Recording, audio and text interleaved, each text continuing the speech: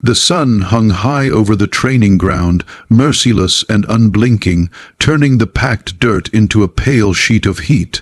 500 soldiers stood in rigid formation, boots aligned, shoulders squared, eyes forward.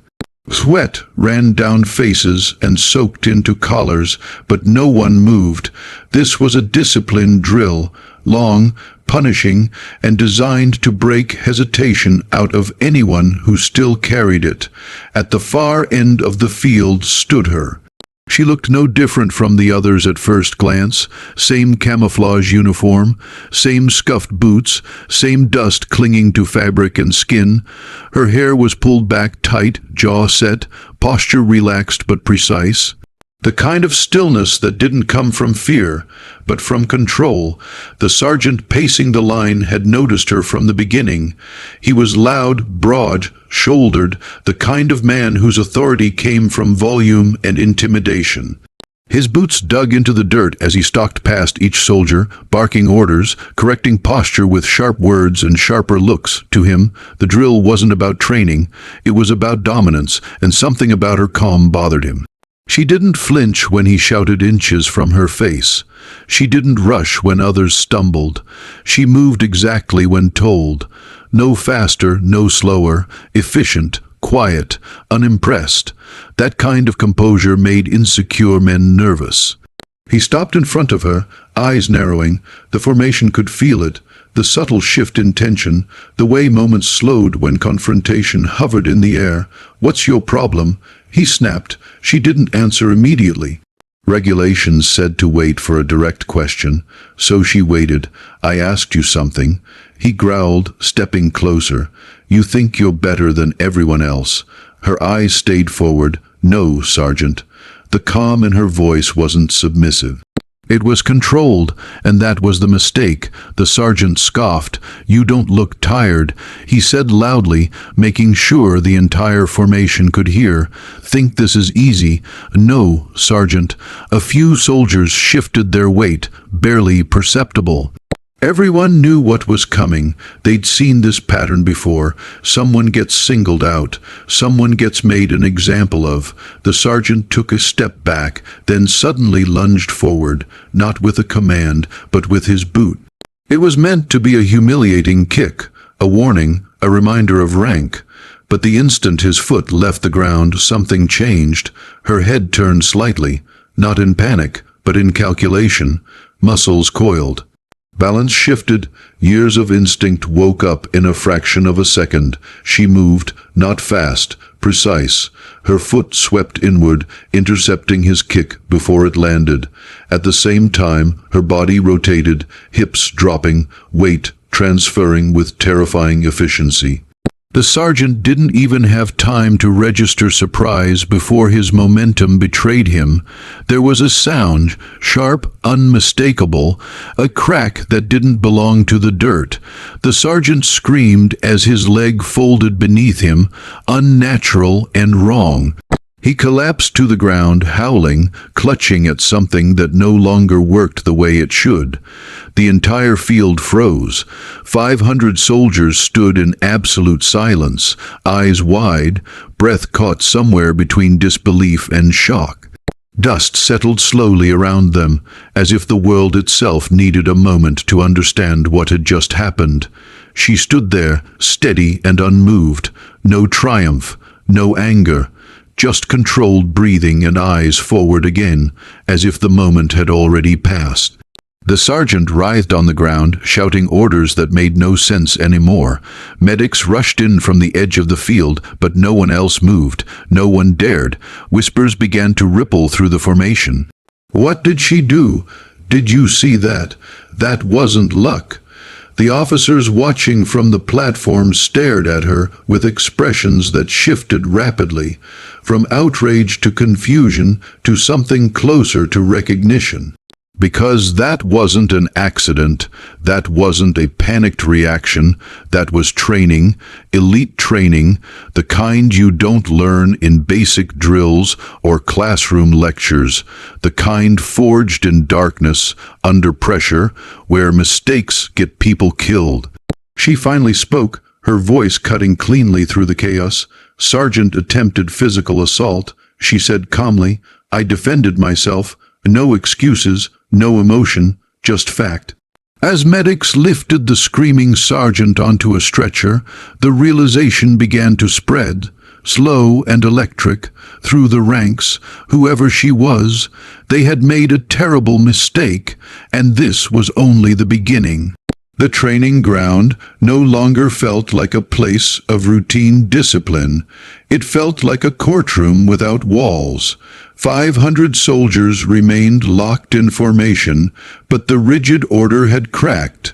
Heads stayed forward, yet awareness buzzed in every direction.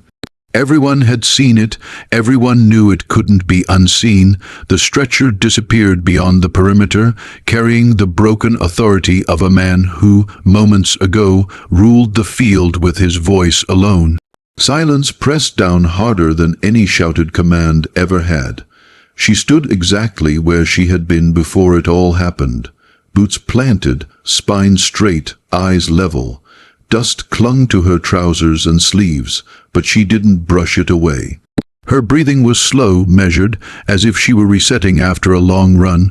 To the officers on the platform, that was the most unsettling part. No shaking hands, no widened eyes, no sign of panic, only control. The senior captain stepped forward, his expression carved from stone. He didn't raise his voice. He didn't need to. Stand fast. He ordered. No one moved, his eyes fixed on her. "You, step out of formation." She did. One clean step forward. No hesitation, no defiance, just compliance. As she approached the platform, the whispers grew quieter, swallowed by the weight of anticipation. Soldiers watched her boots hit the ground, one step at a time, as if each footfall rewrote the rules they thought governed this place.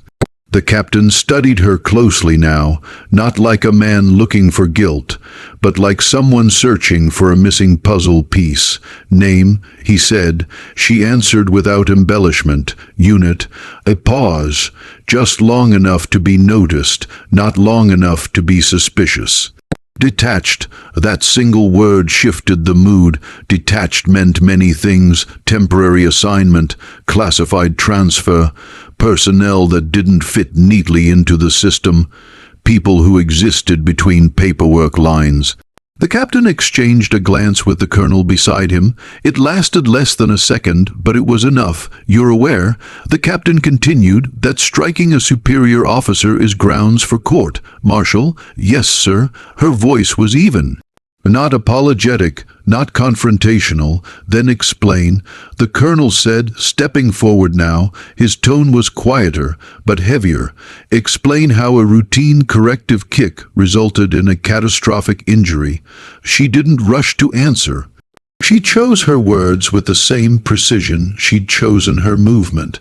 "The kick was not corrective," she said. "It was aimed at my center of mass. I reacted defensively." A murmur rippled through the watching ranks. Defensive, that word implied something important. The colonel narrowed his eyes. "And you're trained to respond like that?" "Yes, sir." "Where?" Another pause. This one landed differently. Before she could speak, a new sound cut through the air. The low, unmistakable growl of engines approaching fast. Heads turned. 3 black vehicles rolled past the perimeter, dust pluming behind them like storm clouds.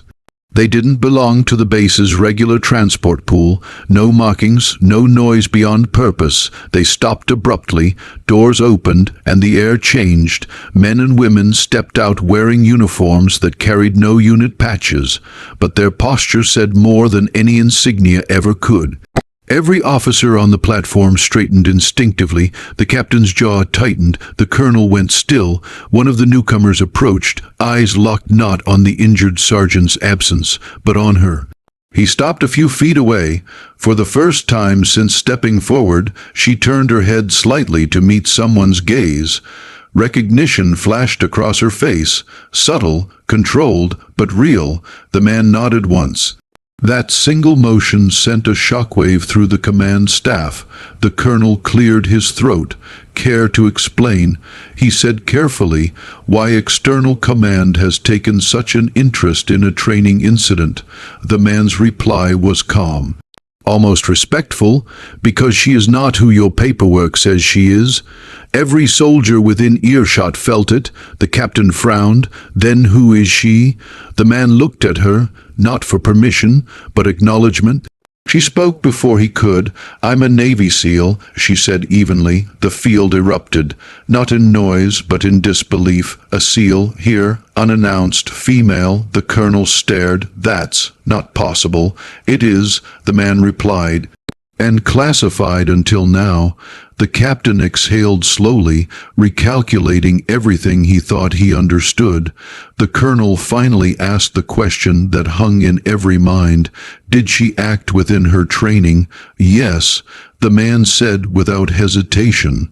And with restraint, 500 soldiers stood frozen as the truth settled in. The kick wasn't the story, the restraint was, and the consequences were just beginning. The realization didn't spread across the field all at once. It sank in slow, heavy, unavoidable. 500 soldiers stood motionless, their understanding of hierarchy quietly collapsing.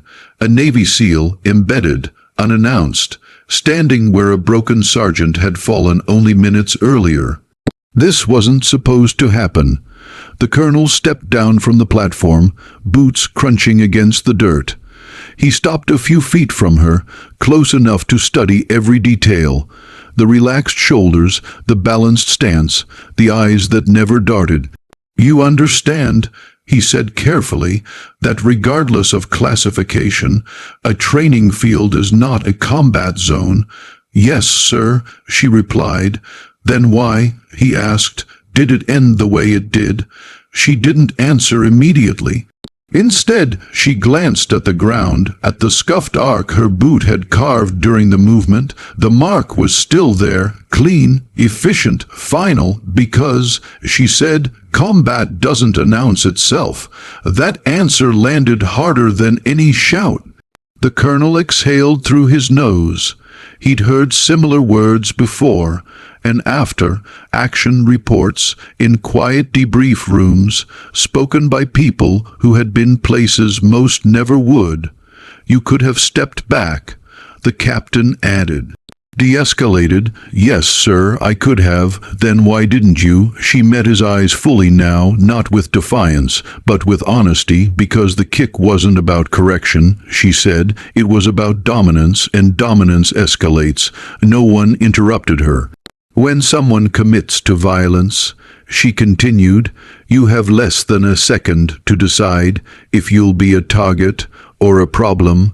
I chose the second." The field remained silent, but something shifted. Soldiers weren't just watching anymore. They were learning. One of the unmarked officers, older, lean, carrying himself like a man who had buried more teammates than medals, spoke up for the first time. "She broke his leg with restraint," he said calmly. The captain frowned. "Restraint? Yes," the man replied. "If she hadn't, he'd never walk again." That sentence sent a chill through the ranks. The colonel looked back at her. "Is that true?" She nodded once.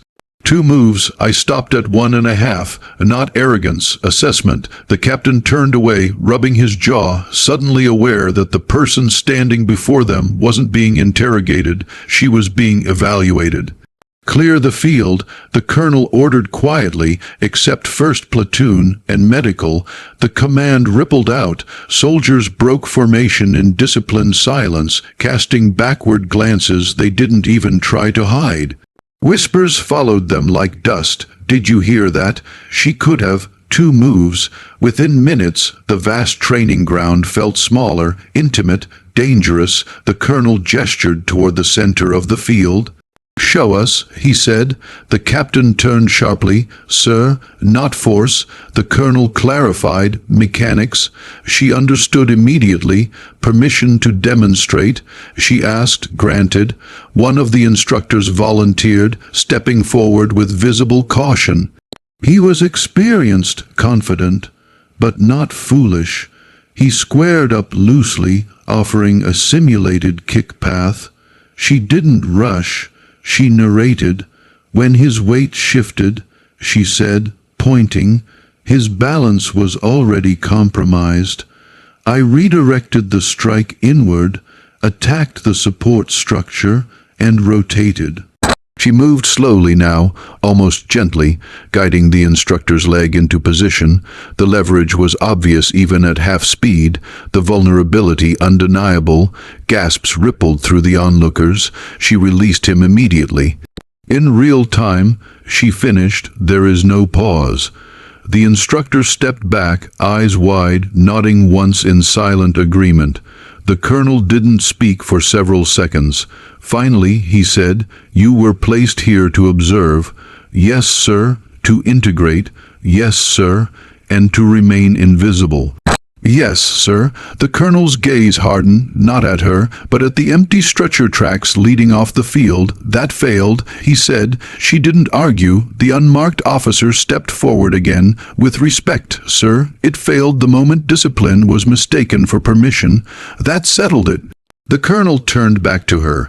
"You'll submit a full report, classified, effective immediately. You're removed from open training rotation." "Yes, sir. And one more thing." She waited. "You saved lives today," he said quietly. Not by breaking a man, but by stopping him. For the first time, something flickered behind her composure, not pride, relief, because for her, this was never about proving strength. It was about knowing exactly when to use it. And next time, there would be no warning at all.